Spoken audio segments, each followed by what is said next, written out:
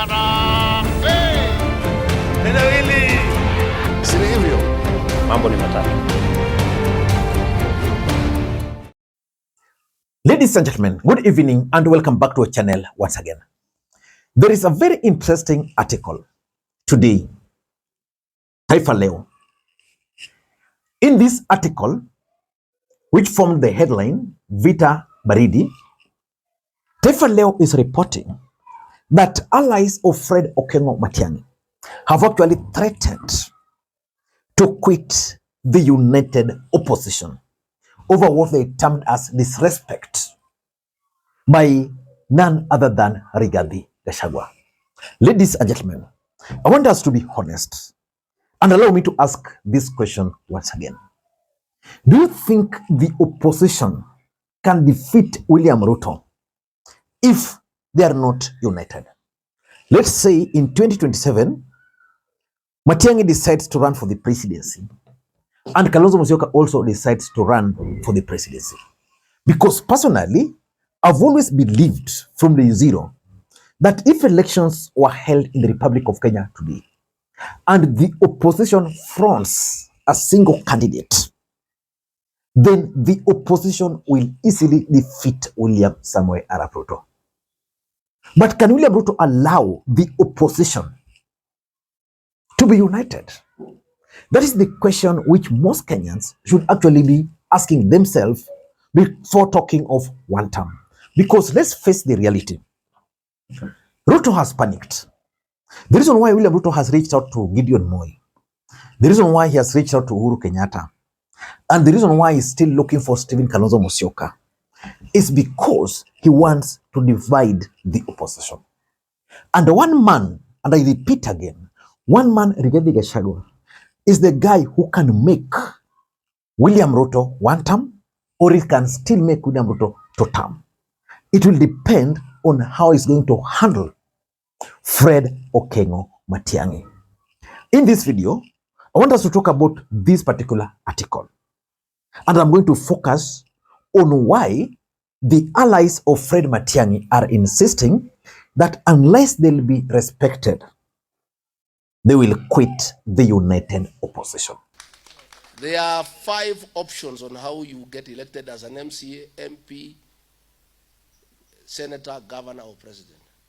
Option number 1, ground. Option number 2, ground. Option number 3, option number 4, option number 5. There is no other formula. Unajua mimi naona watu wako na mastori mingi. Ati unafikiri ukiweka picha ya mtu ate kwa social media he can be president. Ati unaweka picha the 6th. That cannot make you president. You must go out there and mobilize numbers. And you must inspire the people of Kenya. If they admire you, you must translate that admiration to votes. If they believe in your philosophy, you must convert that belief into votes. That can only be done by aggressively going to the people and mobilizing them to agree to back you for whatever position that you want.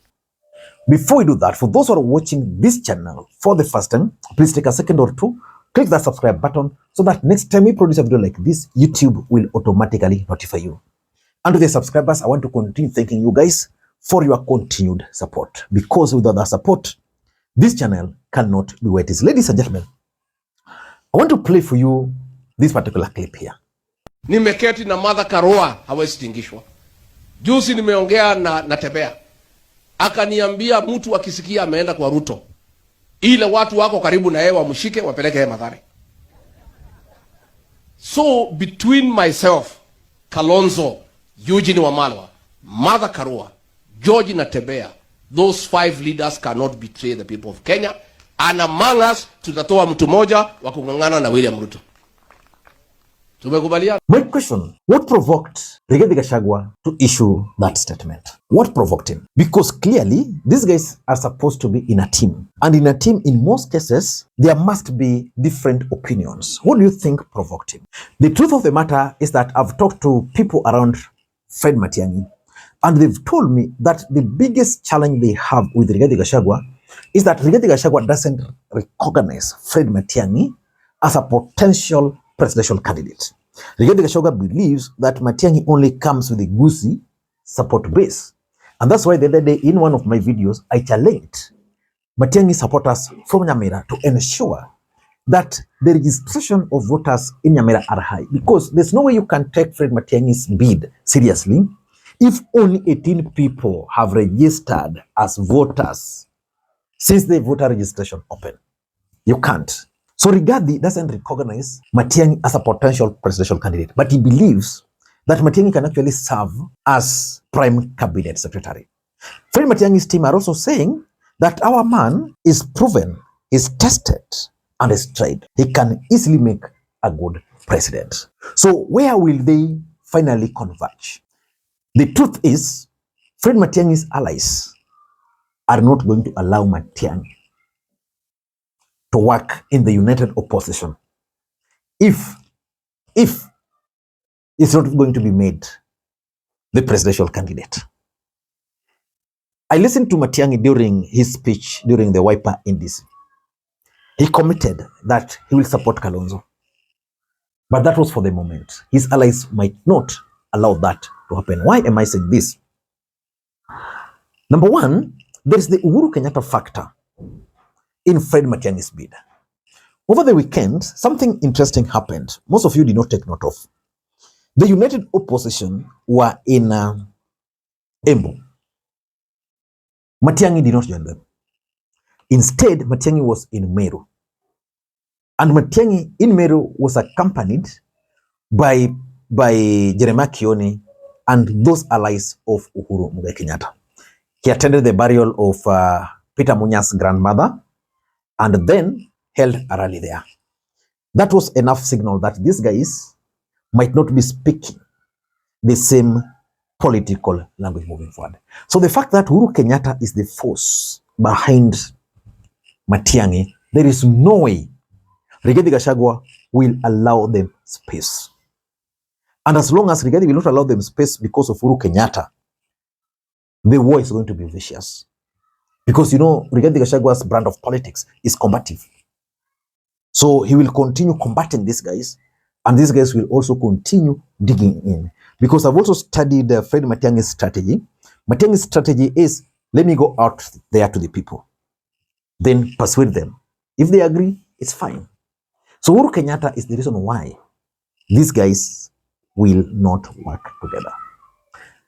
Number two, and this is the most delicate part of this united opposition, the choice of the 2027 presidential candidate. If you are to ask me, Rigathi Gachagua has settled on Kalonzo Musyoka for two main reasons. Kalonzo, you know, is senior, comes from Mukambani, and for his future politics, Rigathi can easily bank on Mukambani. If he makes Kalonzo the president today, in the next 10 years, because if you are impeached, you can't run until 10 years. In the next 10 years, maybe Rigathi will be ready. Then he can now go to the Kamba Nation and tell them, you know, Mimi, I made Kalonzo the president. And because of those numbers and the cousin politics and the Kikuyu voting bloc, he can easily succeed. And apart from that, he believes that Kalonzo has been proven over the years that he has the numbers. So because politics is about interest, he's pushing for Kalonzo. For Matiangi, he believes that as an individual, he has the support of Kenyans. That if you go for an election and you put Matiangi here and you put Kalonzo here today and tell them to pick the person who can be the united opposition candidate, that Matiangi is going to win. And there's a lot of opinion polling which has been going on in this country. And the truth is, Matiangi is the favorite. So they also believe that on their own right, they have the numbers. Then how then do you now sit down in a room and settle on a running mate based on tyranny of numbers of communities?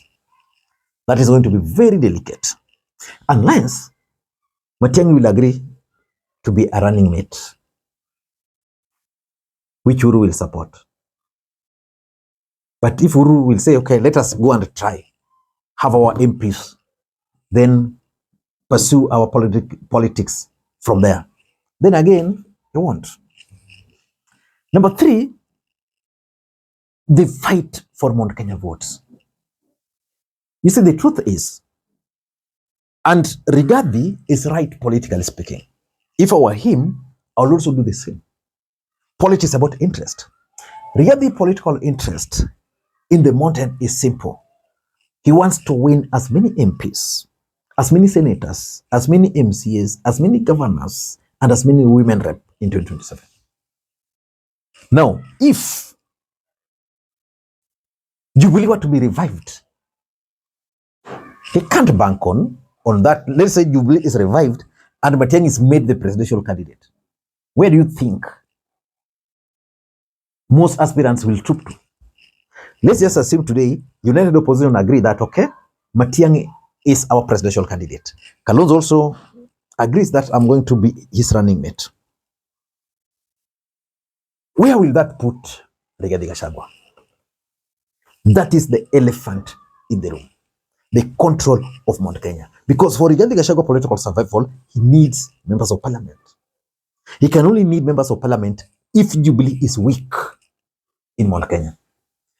If the United Opposition were to settle on Matiangi today, Jubilee is going to be strengthened in Mount Kenya. That's why, I think that's why Rigathi didn't have a problem with Matiangi coming with a Kisii-based political party or a new political formation altogether, not Jubilee. But in a separate video, I think I'd explained why the choice of Jubilee as a political party for Matiangi was making sense.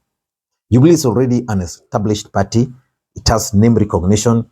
It has networks. Uhuru is there with the money, you know. Number 4, and this is something most people are not talking about, the control of 2027 campaigns. It would be easy for Rigathi to control Kalonzo's campaign than it would be for him to control Fred Matiang'i's campaign. Because Fred Matiang'i's campaign, there's Uhuru Kenyatta factor there. Kalonzo Musyoka's campaign, who is there? No other figure. And of course, it's coming with the perceived numbers. On Matiangi's side, if Uhuru is there, Rigathi cannot claim those Mount Kenya numbers. And of course, since he will not be a presidential candidate, it would be easy for him to now control and own that campaign to his political advantage. Yeah, so because of the attempt to control that campaign, Rigathi would want to support Kalonzo. That's where the problem is. And lastly, by nature, Rigathi Gachagua is a very good politician, but very divisive. When he was with William Ruto, his brand of politics was always divisive. In fact, the reason why Ruto nominated Rigathi Gachagua as his running mate was because he wanted someone who could attack and ruthlessly deal with Uhuru Kenyatta. Divisive politics. He wanted someone who could implant certain narratives in the minds of the mountain that Raila Odinga is very bad, that Uhuru Kenyatta is forcing the Luos to take over the leadership.